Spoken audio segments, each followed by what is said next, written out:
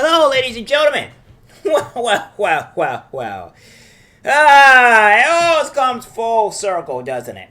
All comes full circle. Only takes a couple of years, and then bam, evidence there, and then bam, more evidence there. And we have evidence again. This time, in a most hilarious statement. Bombshell! Emails show Fauci commissioned a 2020 study that he then used to disprove COVID leaked from Wuhan lab. Oh my. Newly released emails uncovered by House Republicans probing the COVID-19 pandemic show the former head of the National Institute of Allergy and Infectious Diseases both commissioned and had a final approval on scientific paper which claimed it was improbable that the virus leaked out of a lab in Wuhan, China. Just a few weeks later, he stood next to then President Donald Trump at a press conference and said that the very paper as evidence that the bad idea of a lab leak was implausible without admitting he commissioned it. Many media outlets then started to dismiss the idea, only later to suggest the lab leak theory is possible as new evidence arose supporting the claim. And in January, the Energy Department and the FBI concluded that the virus did likely spread from a lab leak in Wuhan. They say yesterday to declare a definitive position. Shows here that there's been a lot of speculation from fear-mongering and conspiracies put forward in this space. And we thought that bringing some clarity to this discussion might be of interest to nature. It goes on to say that, according to previously released emails, this assertion is also demonstrated to be false on February 8th, 2020, Dr. Anderson stated. This email directly contradicts Scripps' earlier statement that Dr. Anderson objectively weighed all the evidence regarding the origins of COVID-19 and said it appears that Dr. Fauci, Anderson, was given direction and Fauci formulate a paper regardless of available evidence that would disprove a lab leak. The bombshell emails released by Republicans on Sunday shows that Fauci commissioned an edited paper entitled "The Proximal Origin of SARS-CoV-19 (CoV-2). I'll just call it that. Before he cited his as evidence that COVID did not originate from a lab in Wuhan.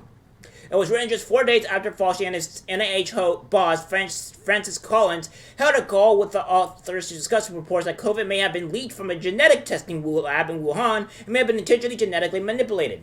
And in the emails, Dr. Christian Anderson admits that Fauci prompted him to write the paper that with the goal of disproving the lab leak theory. He submitted the peer-reviewed paper to Nature Medicine on February 12, 2020. With a cover email reading, there has been a lot of speculation, fear-mongering, and blah. But the report by House Republicans says, according to previously released emails, this assertion is demonstrably false. And others also apparently worked to ensure the paper strongly dismissed the idea of a lab leak. Farr, who was then head of the British nonprofit the Wellcome Trust, which has historic ties to the pharmaceutical industry, and is now the chief scientist at the World Health Organization, tried to push through an edit of placing the word unlikely to improbable in a statement about the possibility of a lab leak origin. Under the changes, a sentence in the report read, "It is probable that SARS-CoV-2 emerged through laboratory manipulation of an existing SARS-related virus."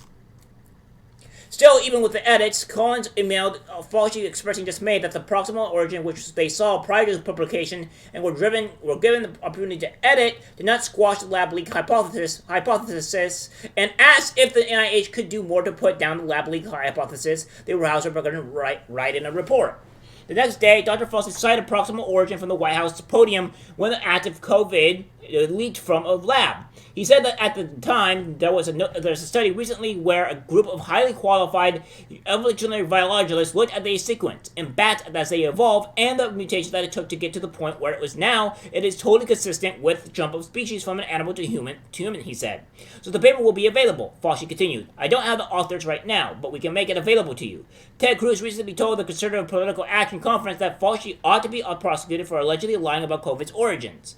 Speaking about the lab leak, he said for 2 years that he was derided as a conspiracy theory, tinfoil hat wearing nutty theory that you weren't allowed to say or you get banned on social media. The report comes just months after a bombshell Senate report found that the COVID pandemic was most likely the result of a lab leak. GOP members of the Senate Committee on Health, Education, Labor, and Pensions reviewed hundreds of studies into the origins of COVID and interviewed several dozen experts over the past 15 months.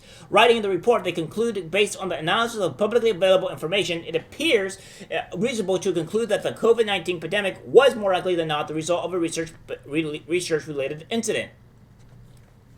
Well, goes on to say here, nearly 3 years after the COVID pandemic began, critical evidence that would prove the emergence of SARS-CoV-2 and resulting COVID pandemic was caused by a natural zoonotic spillover is missing. The interim report in October concluded that China's unwillingness to cooperate or open up the lab in question that meant it no longer deserves the benefit of the doubt.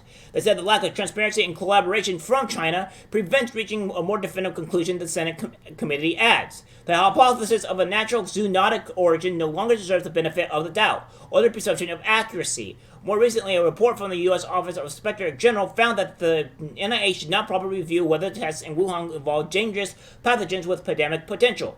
The federal audit looked at 3 taxpayer-funded research grants awarded to the now notorious EcoHealth Alliance, run by British scientist Peter Zak, between 2014 and 2021.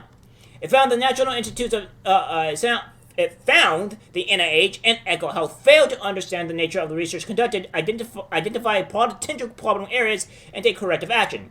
With improved oversight, NIH may have been able to make more timely corrective actions to mitigate the inherent risks associated with this type of research, the report added. So, yeah. It goes on to say that government auditors said 3 awards given the EcoHealth involved viruses with pandemic potential. The May 27, 2004 award of $3.7 million to the Wuhan Virology Lab has been at the center of the lab leak theory. Titled Understanding the Risk of Coronavirus Emergence, some have speculated this research created the SARS-CoV-2 virus, which caused COVID. The report said oversight was crucial for grants given to the foreign entities that may become uncooperative with investigators. Like the WIV has in recent years, although WIV cooperated with EcoHealth monitoring for several years, WIV's lack of cooperation for the COVID-19 outbreak limited EcoHealth's ability to monitor its super excipient, the audit added. Chinese officials were found to have wiped crucial databases from the lab and stifled independent investigation into the facility when questions started to be asked about its involvement. Researchers who fell ill with a mysterious flu-like virus months before the official COVID-19 timeline were silenced or disappeared. One of his chief scientists was nicknamed the Bat Lady for her extensive work on the coronavirus on COVID. The research facility is less than 10 minutes from an animal slaughter market where the first series of human cases were clustered. Some experts also claim COVID unique spike protein, which is used to infect people, shows hallmarks of engineering. Now, obviously, I'm not claiming any of these things, by the way, YouTube. I am not saying all this stuff is true or what have you. I am just simply reading an article describing what has been done through the China lab, which is the leak, without this being portrayed. Now, this is, you should obviously go to your doctors or what have you, or listen to professionals about any type of issues with related to COVID or what have you, alright? So, calm down. So, that's pretty much what we're hearing. Now, we have this as well that says media buzz on media dismissing Wuhan lab theory, John Oliver sting local TV. This was on June 1st, 2021. And we have this here where I'll show the actual video of flashback MSNBC's Nicole DeWalls. Trump is pushing intel agencies to investigate conspiracy theory, COVID original at the Wuhan Institute of Virology. Well. Let's see how true that is. Let's take a look at this clip, shall we? By science, not presidential politics. And the scientists aren't the only ones rankled today by Trump's effort at reputational repair. The New York Times also advances recent reporting on U.S. intelligence agencies, which we learned this week provided intel in the president's PDB as early as January about the lethal spread of COVID. Those same agencies now have been tapped with investigating one of Trump world's most favorite conspiracy theories. New York Times reports this, quote, senior Trump administration officials have pushed American spy agencies to hunt for evidence to support an unsubstantiated theory that a government lab in Wuhan, China was the origin of the coronavirus outbreak. That's according to current and former American officials. The effort comes as President Trump escalates a campaign to blame China for the pandemic. Some intel analysts are concerned that the pressure from the administration officials will distort assessments about the virus and that they could be used as a political weapon in an intensifying battle with China over a disease that has infected more than 3 million people across the globe. The stories of Trump reaching deep into the government agencies charged with science. Yeah, not looking too great there, huh, CNN, MSNBC? It seems like you've been doing a great job of just continuously lying and not being very truthful. Another hit to your terrible news organization. Along as well, New York Times, MSNBC, CNN slammed for claiming COVID lab leak theory was debunked. Well, I don't know about saying it really was debunked, but I digress. So, yeah, we have that here, and we also have this. CNN Xbox Jeff Zucker told staff not to probe lab leak theory because it was a Trump talking point. Yeah. So, does this mean that they really did know that it was from possibly the Wuhan lab and they just didn't want to release it because it happened to be true? Well then, that's very questionable now, isn't it?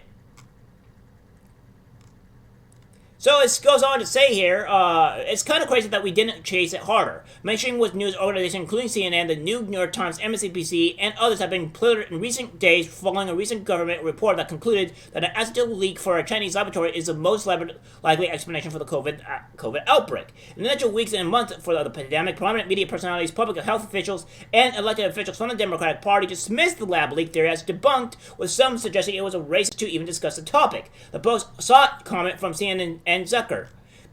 One of Zucker's charges who followed through on this basis edict was Olive Darcy, the network's media reporter who wrote an item to the initial days of the pandemic titled, Here's How to Debunk Coronavirus Misinformation and Conspiracy Theories from Friends and Family.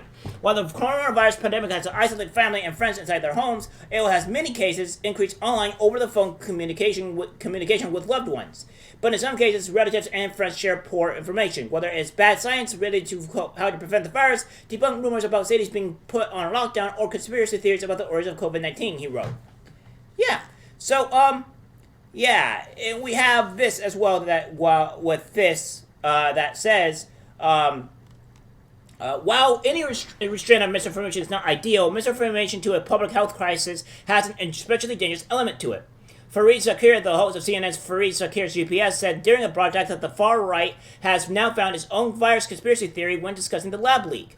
Last week, the Tom Elliott independent journalist posted a Twitter thread showing clips of MSNBC and CNN personalities dismissing the possibility of the lab leak as conspiracy theory. Under Zucker's watch, CNN became the news network that took the most adversarial stance toward President Donald Trump.